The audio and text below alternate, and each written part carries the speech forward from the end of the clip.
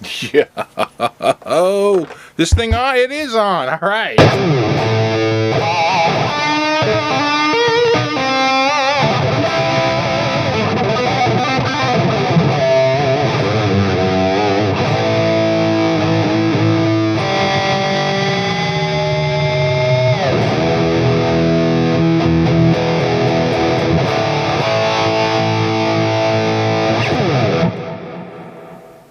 What's up? How you doing? I get so many questions about this guitar. I thought I'd come on and do a little demo of it. As you can see, it's the Alex Lifeson model.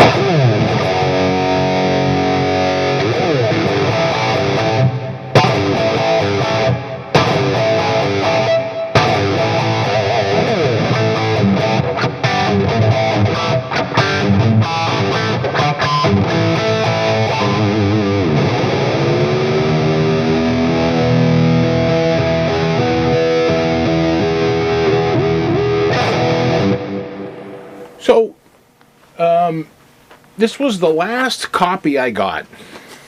The last one. I got it, I don't know, I guess about a year ago. A little more. And, you can see the neck there. It's a gorgeous neck, actually. Flame maple with bird's eyes. And, ebony fingerboard and a pretty thick slab. Do I still have the ruler over here? I don't. Wouldn't mind measuring it. It's not as thick as the one on the it's over here. Yeah. Not readily apparent. All right. I guess I don't have it. But it's pretty thick. It's quite a slab of ebony. And there she blows. So this was sort of an interesting guitar. They had models like this on there, but it wasn't the EVH Wolfgang Stealth. It actually looked different. It didn't have the raised. This has a slightly raised top and a matte finish. And what they had shown on there was a gloss finish that looks like they had just sort of buffed out with sandpaper or really steel wool, right, to soften it up a little bit. And it had a plate on the back. It didn't have these individual screws like actually the real Stealth does. And you know, but it claimed to have an ebony fingerboard, and it does. It's actually a really nice fingerboard on it. And it was $174, which is right in the zone for me. And then, of course, it's $80 shipping, $254 to my front door. And again, right in the zone for what I'm willing to spend on a guitar. And what happened was it showed up, and it was not the guitar I ordered, and I was really surprised because it showed up with a matte finish. It showed up with this like little raised top, you know, like a raised up bevel top. It had the little screws here instead of the plate, and a little, you know, step down like the Stealth has. And apparently they had figured out the hot new model, and that's what they were making, and that's what they sent me. And I think it was more than a year ago. It's like whenever they first announced the Stealth, it was right around that time. Right around the time Van Halen was announcing they were going to go on tour again. So I was like, you know what, I'll get it. Ebony fingerboard, I'll give it a try. So it shows up, and it's really awesome. I'm like completely blown away by how, you know, nice it is. And let me get to another patch here. Here we go.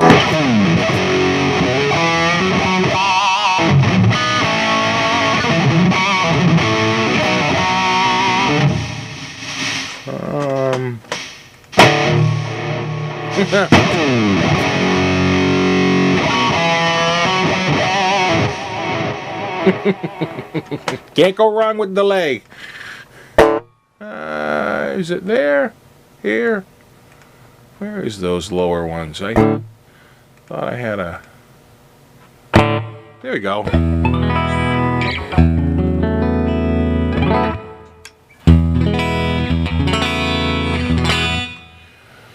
So it showed up,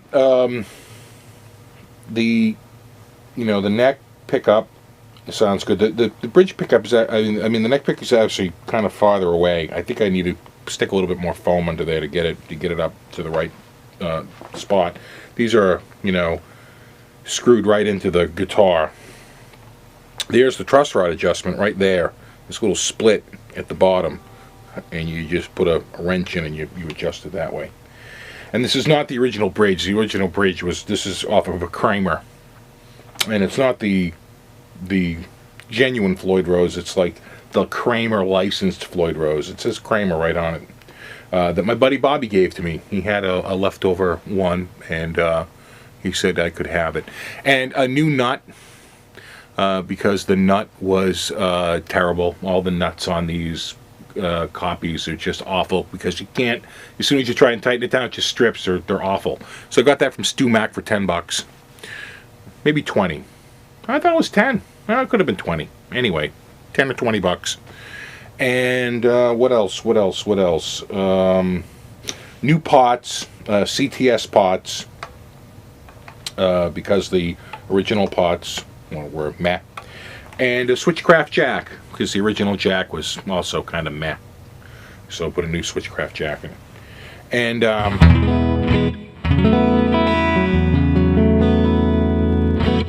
I have it wired like EVH. So down is the neck and up is the bridge. So when you tap, you don't have to worry about accidentally hitting the switch, because it's already up, right? So I like that. And so anyway, it shows up. I'm ecstatic. I'm loving the guitar. And then I try to intonate it, and I can't get the intonation. And the neck was just sunk down a little, just about that much too far. So I knew who I had to call, because I have a bunch of friends that can do this kind of work, but I knew one guy that would be particularly suited for this type of work, and that's my buddy Dave Zola over at DZ Mods, and he's right in town, and he does all this kind of crazy work. In fact, he's a hell of a guitar player. I have a link to his channel on my channel. It's been up there for probably about a year now. And I brought it to him, and I was like, I think we got to move the bridge. He's like, slow down. We're not moving the bridge. He goes, I'll move the neck out. I'll take the neck off.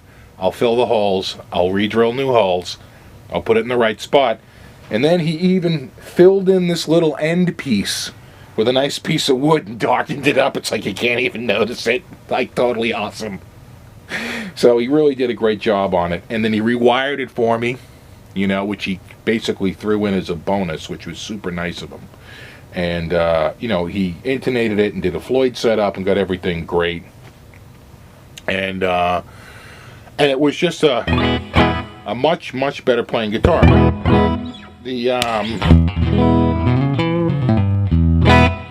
The main problem was that the bridge pickup wasn't working correctly, and he goes, I think you got a bad pickup. He goes, he was throwing in a lot of work for me for nothing, so I didn't expect him to go through and check everything out. But I actually got a multimeter from my dad, nice one, and I was able to check the coils, the slug coil and the screw coil, and then just sort of figure out which wire was which. And I pulled off a couple of wires and switched them around, and I got single coil. It was out of phase. That's why it sounded so bad. And so I switched them around, and I got it single coil. And then just a matter of figuring it out. Well, if these two are out of phase and these two are single coil, and it's this coil, then you can sort of just work out on paper with the right wiring diagram. And of course, it's the complete opposite of this pickup.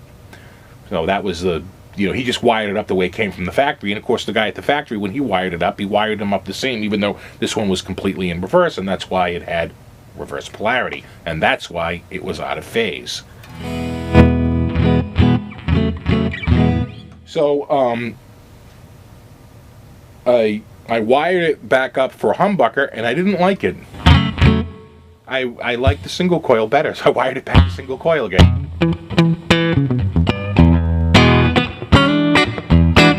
Which is what it's at now. That's the black face. I like the tweed.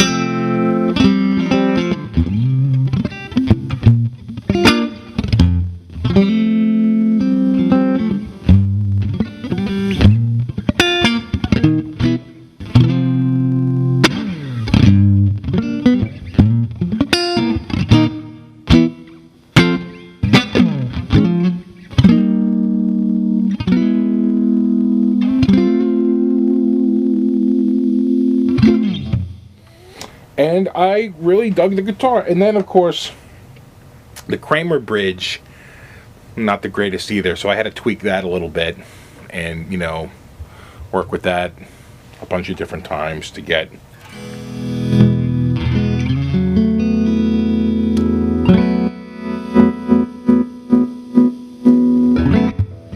that working, great. But once the neck is in the right place, it all works great. Yeah. So again, that's, a warning to anyone who wants to buy one of these. These are hobbyist sort of project guitars. And if you're a beginner, or if you're someone who wouldn't know how to move a neck to a new position and, and set that kind of stuff, I mean, I probably could have done it here, but I would just much rather have given it to him. He's got the bench and the tools and the expertise and the skills, and so it was just a much easier path for me just to give it to him and have him do it. And I think it came out great. Yeah, there's the, you can hear the hum because it's single coil.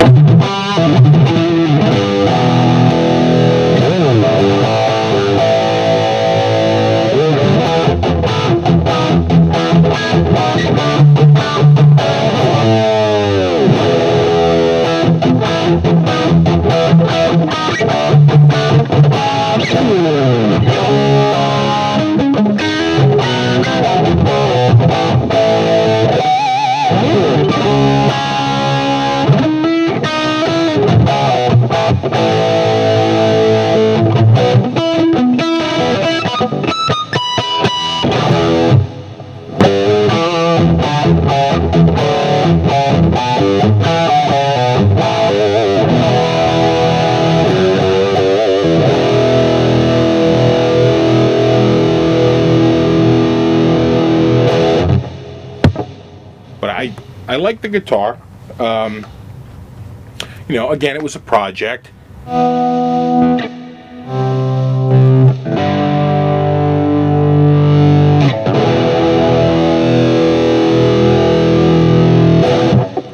But I think the end result was pretty good. The pickups are meh. I mean, they're not bad, but they're not great. I mean, after coming off the blackouts, it's like I should put blackouts in everything.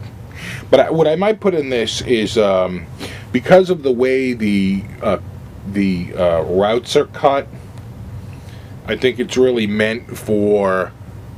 And he actually trimmed up the end of these pickups. He put them on a grinder and ground the ends nice and round, like little touches. Good guy. And I'd probably put maybe DiMarzio's because they have the taper cut. I almost wonder if the squarer, block will even fit in there. Although I think they came with the square block. He was just annoyed that they were a little bit more roundish, and so he made them fit. I put a set of bare knuckles in it. Because a nice set of pickups really goes a long way, as we found out with the blackouts, right? Makes a huge difference. And this is the same patch. This is the exact same patch I demoed those blackouts with. And the harmonic.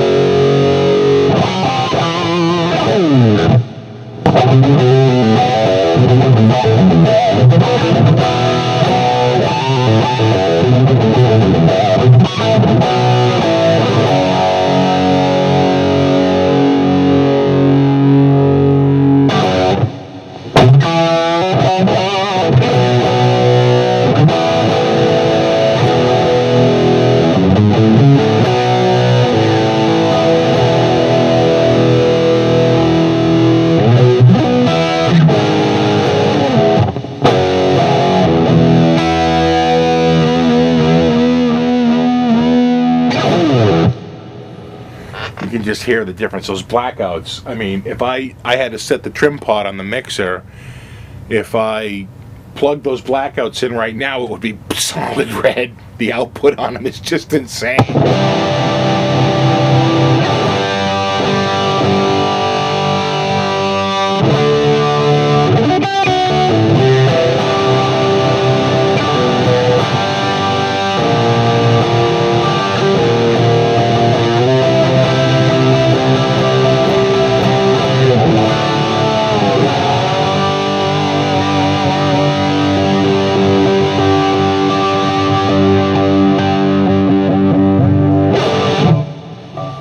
So, at some point,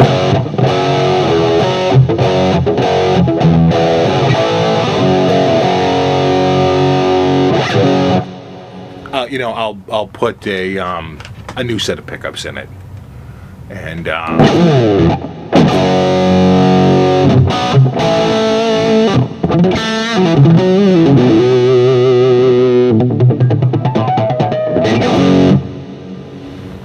what else do we have in here? The Plexi.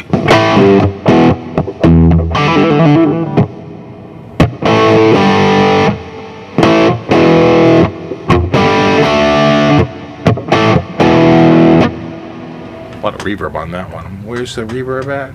15% wet. Bring that down to 9%.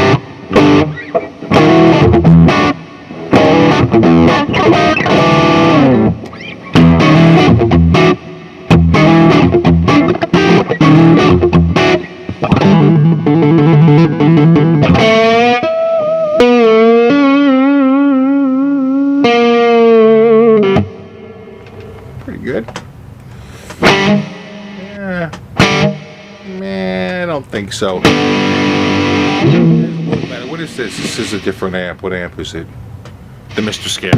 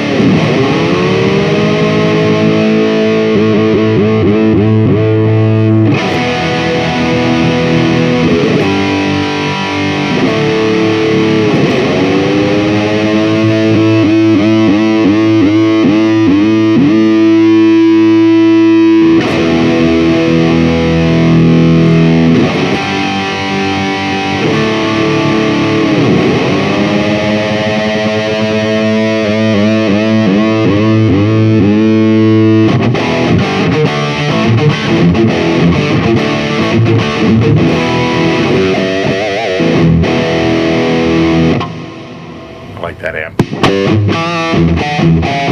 Because you can definitely hear it's based on a Marshall.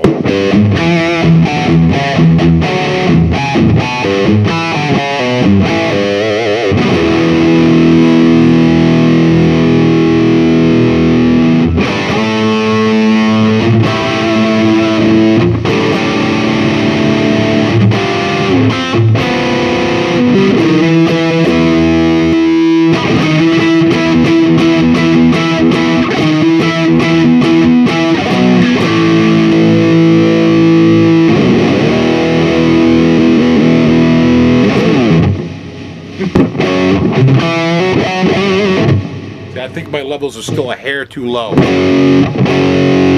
Not quite hitting. What's the gain on it?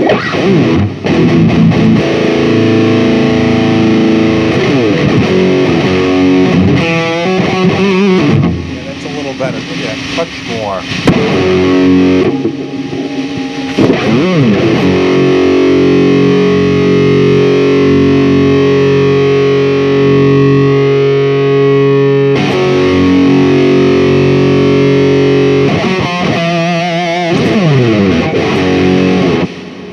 What a difference, just a little bit. That was just a tiny bit more gain on the bus, and it just makes a huge difference.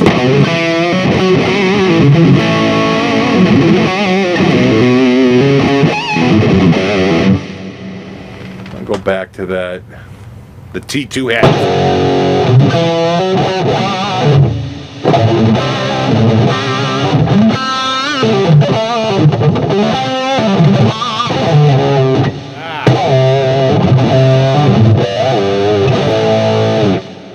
The heat off down here. I'm turn my heater back on. There we go. Woo! Freaking cold down here.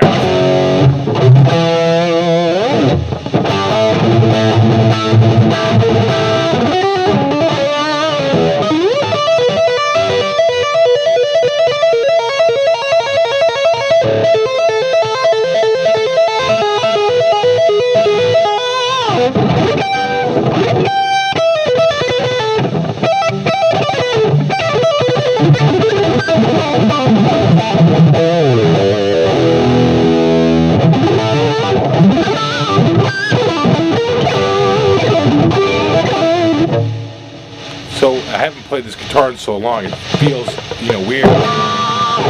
The other thing about this guitar is that the neck was a little rough in one spot, and what I wound up doing was I sanded it and got it nice and smooth.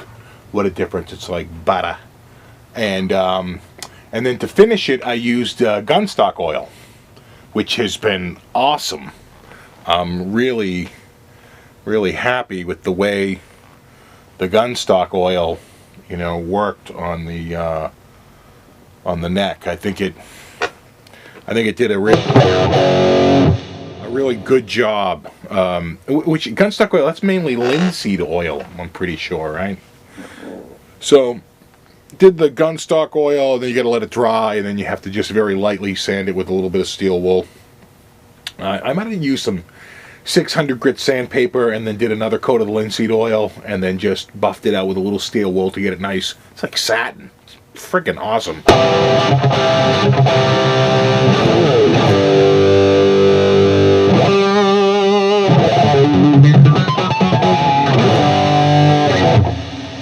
Be careful about playing too many copyrighted riffs for too long. So don't be telling me that's not the way you play it. It's like, I know, I'm trying to throw off the sensor. I think I might have to raise the gate just a hair with this new gain. Yeah.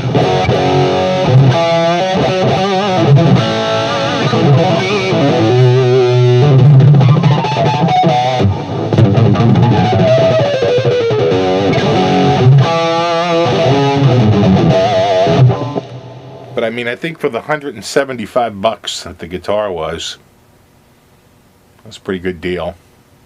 And the top reminds me of like a can for the world's largest bottle. It's like, does it look like a church key?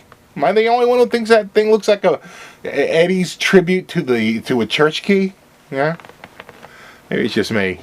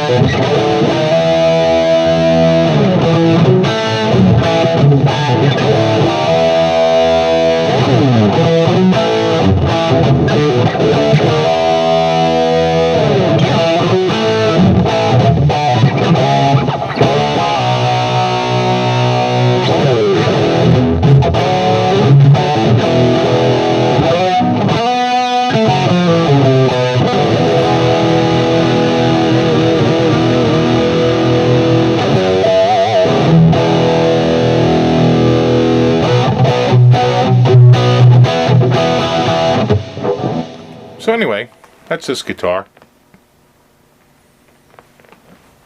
Just stacking on the pile of low-cost guitars. This was the last one. This was it. I got this now. It's like, all right, I'm bored now. now I want an old Ibanez, maybe an antique map or two. Now I need a roof on the house. Now nothing's getting done until we get a roof. We're in lockdown.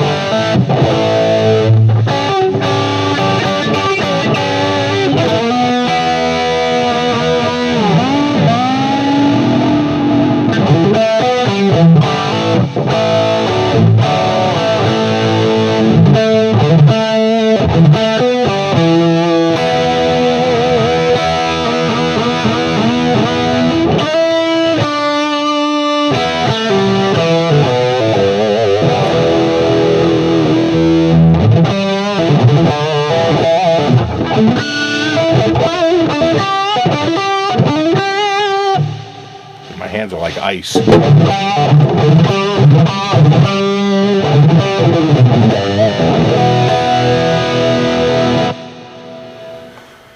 Yeah, it's like snowed here for the last 2 days. Like, we have a saying in New England, if you don't like the weather, just wait a minute.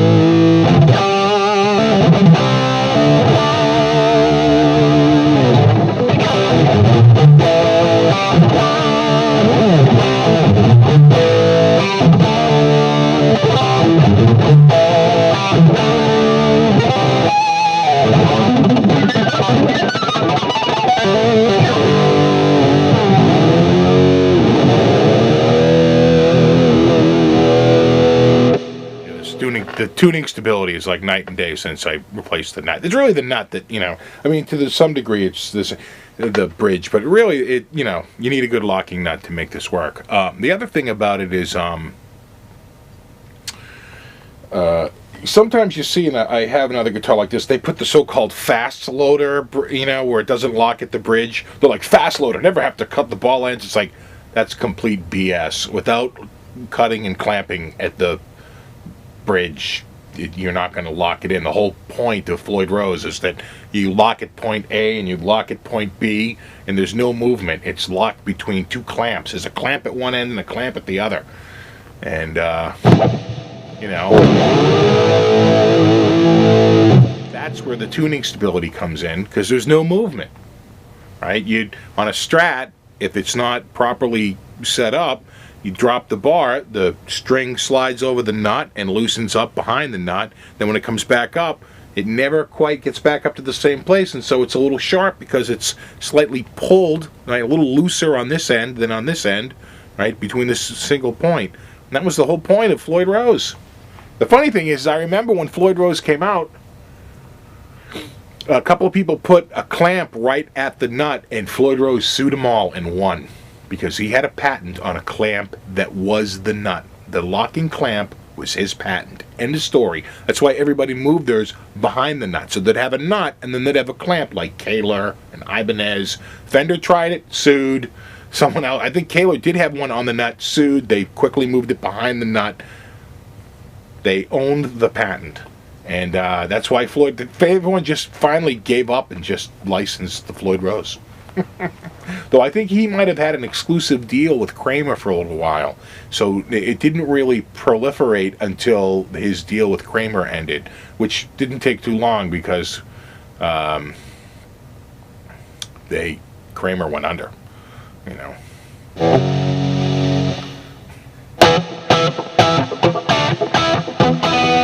When did Kramer go under? 1990? 91? Somewhere around there? No, the 87, I take that back because 86 or 87, Ibanez came out and they licensed the Floyd Rose for their Edge tremolo. There was a total license.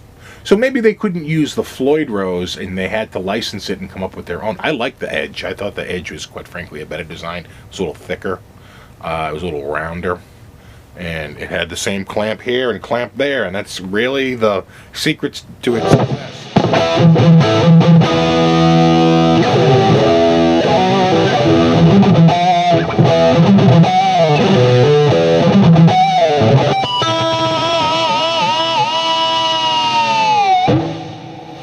All right, I think that's about it.